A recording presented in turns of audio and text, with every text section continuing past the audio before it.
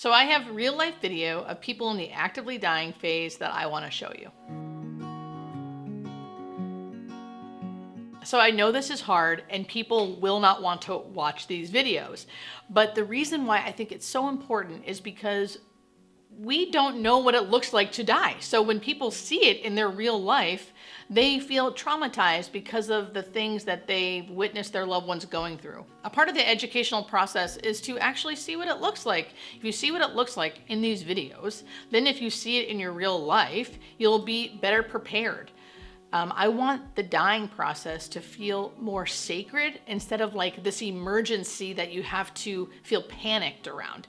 The more we see these actual images, I think the more we will understand them and the less we'll fear them. I want to lessen the fear of death and create better understanding of what it actually looks like. And I think the more you watch these videos, the more your brain can process and experience what these videos are showing you. So when it happens in your real life, which it won't be as shocking. You will understand it more. And if you can understand it more, you can have less fear and actually be present in that moment for your loved one who's dying.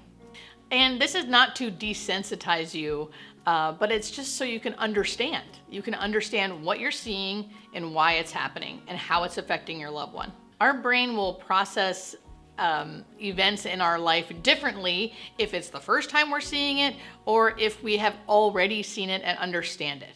So this is a good way to help your brain see something, process it, understand it, learn about it, so you can have a different experience next time around. And of course, I will not show any of these videos without giving you a clear trigger warning that I'm about to show you the video.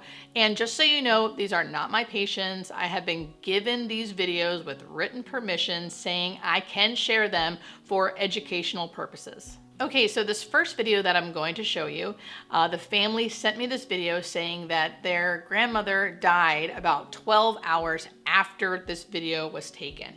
What you're going to notice in the video is just that her mouth is open. The way she is breathing, the way she is unconscious, how she's laying in the bed looks very normal for someone who is actively dying. I can say wholeheartedly that this person is experiencing peace and is not having any pain or suffering in this moment, despite the fact that she looks like she may feel a little short of breath. You'll also notice at the very end, she takes one last gasp. Also very normal. So just on a side note, the family said that 4 days prior to this video, this patient experienced her terminal lucidity, which is the rally or the surge I talk about in my other videos, where she had a really good day. She had a burst of energy, she had a really good day, and then 4 days later, this video was taken, which she died 12 hours later. So that's very, very common for the dying patient. And also about a few weeks earlier, she had been talking to her sister who had died 30 years earlier. So this woman in this video is following the direct path, the direct progression of death and dying. So trigger warning, here is the video.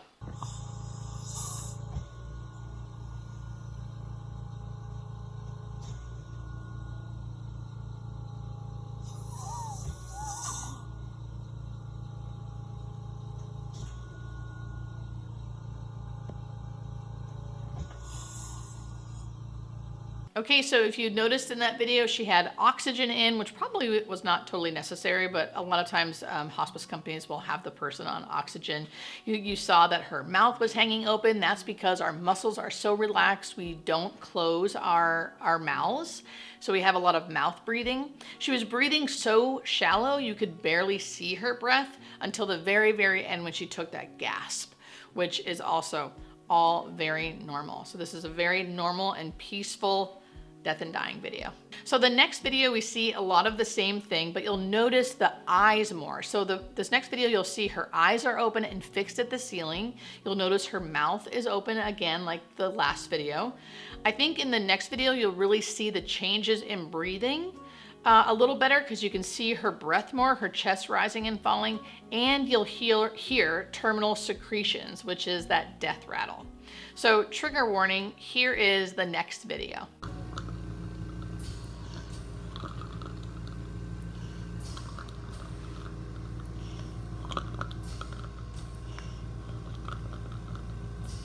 Okay, so as you saw in that last video, you could see her eyes were not blinking. Her eyes were fixed at the ceiling, which is very normal. All of this happens because our muscles are really relaxed. So we don't close our eyes, we don't close our mouth. She likely was not conscious. So although her eyes were open, she was not making eye contact.